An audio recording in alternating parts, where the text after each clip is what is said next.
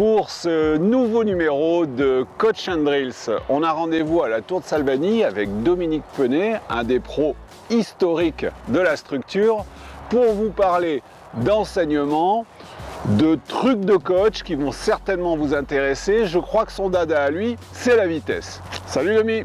Salut Patrice.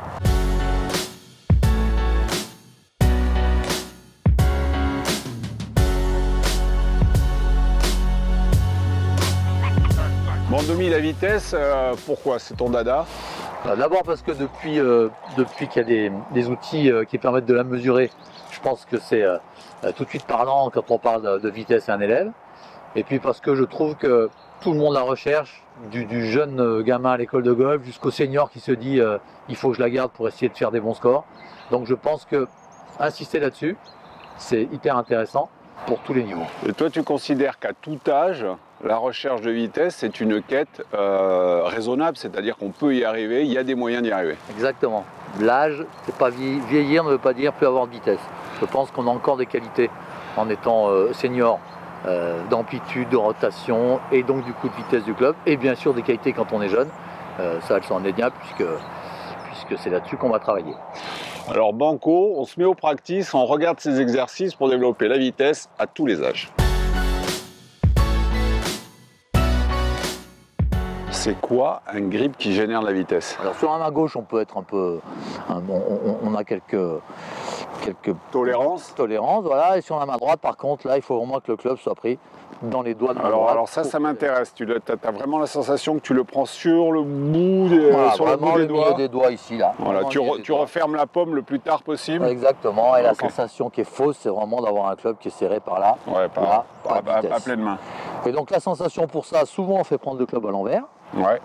Aux gens pour avoir cette sensation de club fin. Grip très fin, voilà. Ouais. Et comme exercice premier, si déjà on peut en parler là, c'est de faire des swings avec qu'une main comme ça, et c'est de créer de la vitesse simplement avec ce mouvement-là, de l'amplitude.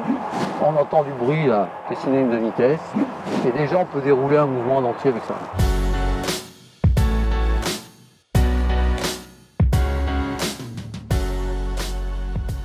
On parle beaucoup de création de vitesse et notamment de création de vitesse au backswing, mais pour autant la vitesse dans la balle elle n'est pas faite. Donc qu'est-ce que tu mets en place pour que cette vitesse accumulée au sommet de l'élan, elle passe au niveau de la balle? Alors là on sait bien qu'on rentre dans les soucis de coordination, de mouvement avec les enchaînements de placement du corps. On sait bien que ça doit faire des appuis, des hanches, des épaules, des bras.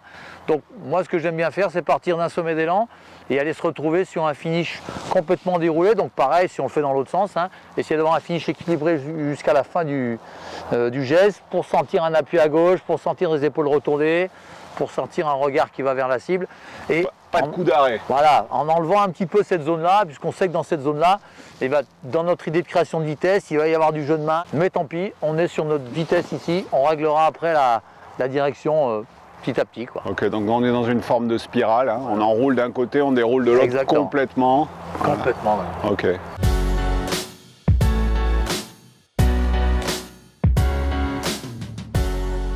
Tu gardes cette volonté de taper loin, de taper le plus fort possible, et je crois que tu as un joujou. Oui, alors ce sac, on a investi là-dessus il y a quelques années, et même pour la petite histoire, avant on se servait de pneus là. On demandait à Gargis de nous donner des vieux pneus parce que c'est vraiment, ça symbolise vraiment la bonne position d'impact et s'entraîner avec ce joujou là, comme tu dis, aussi bien enfant qu'adulte, ça nous permet de prendre conscience à quel moment cette vitesse doit être la plus importante et quel est le déroulé des segments du corps qui permet d'être rapide dans cette zone-là. Donc on essaie de bloquer un peu, si je te le fais au ralenti, voilà, de sentir que voilà, si j'ai une vitesse comme ça, celle-là, elle ne va pas être assez puissante. Donc il faut vraiment que ce soit un déroulé du corps qui va m'amener dans cette position-là. Donc à la fois sur ce sac-là, ou à la fois sur un tee comme ça, ce que j'aime bien faire, c'est d'arrêter la position d'impact ici pour essayer de comprendre comment est placé le corps. On sent bien dans cette position tout ton axe gauche qui vient dans la zone de frappe, la tête de club qui n'a pas flippé encore devant. D'accord. Exactement. Donc matérialiser voilà, cet impact. Alors bien sûr il est léger ce sac, donc on a même des enfants qui l'envoient 1 mètre ou 2 et des adultes encore plus loin là. Sébastien Gros il traverse le practice avec le sac lui, non? Sébastien Gros avec le En tout cas, il traverse ce practice-là. Là. Il pourrait passer par-dessus notre tête, là, oui, c'est sûr. Ouais. Mais il était doué dès son plus jeune âge en énergie. Hein. Ouais. Donc c'était plutôt le canaliser plutôt que d'en faire plus, lui. C'était plutôt l'inverse. Hein. Là, vous avez sorti des bonnes mitraillettes parce que je crois que Clément Sordet, il tape assez fort. Ouais. Donc on retrouve votre patte sur les jeunes qui sont sortis de votre école de golf. Voilà. Ouais, école de golf de la Tour Salvani, Sordet et Gros, 2 joueurs sur le tour. Il n'y a pas beaucoup de clubs en France qui peuvent dire ça.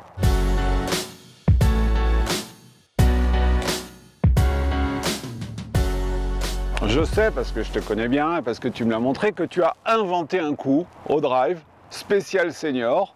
Et j'aimerais bien que tu nous le montres et tu nous l'expliques. Ouais, alors je l'ai inventé, mais je l'ai volé à un de mes joueurs d'équipe 1 qui me l'avait montré un jour là.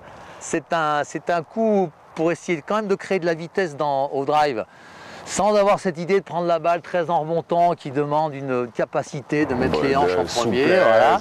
Donc de séquence.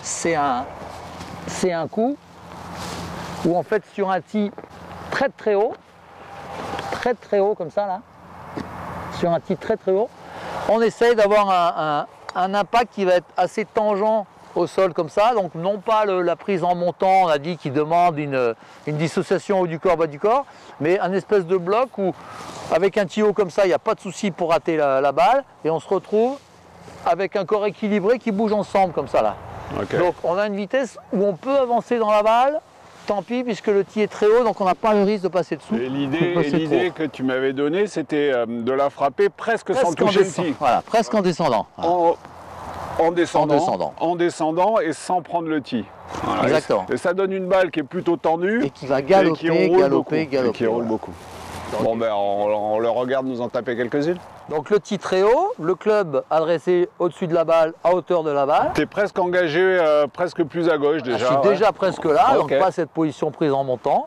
Et après dans la zone de frappe, la sensation que tout se retourne en passant sur le pied gauche. Je reste grand. Voilà, je reste grand et je la fais en... Ouais, ça marche. Petit draw, balle tendue, une rouleuse. On l'essaye.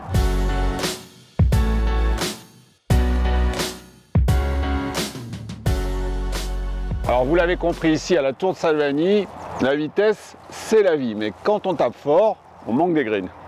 Donc je voudrais parler un tout petit peu de petit jeu avec toi, tu as des notions aussi assez simples et assez efficaces là-dessus. Tiens, un sandwich et je prends ton driver. Voilà, donc moi l'idée du petit jeu, moi qui viens de multisport j'allais dire, l'idée du petit jeu c'est que ça doit se préparer là, ça doit s'imaginer, une trajectoire de balle, elle doit s'imaginer avant d'être exécutée. Donc moi ce que j'adore faire c'est enfant, adulte, on a dit tous les âges, montre-moi avant, en jetant une balle, qu'est-ce que tu veux faire comme type d'approche. Est-ce qu'elle est réalisable, quelle hauteur tu vas donner, combien de temps la balle va rouler, est-ce que tu as même envie de te mettre accroupi, donc plus sur une idée d'approche roulée, est-ce que ton bras prend beaucoup d'amplitude. Donc si ça c'est pas résolu avant, c'est pas la peine d'essayer d'en faire une derrière.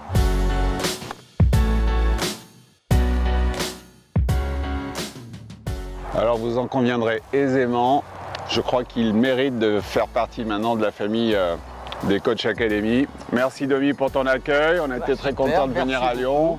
Rendez-vous dans une autre ligue le mois prochain.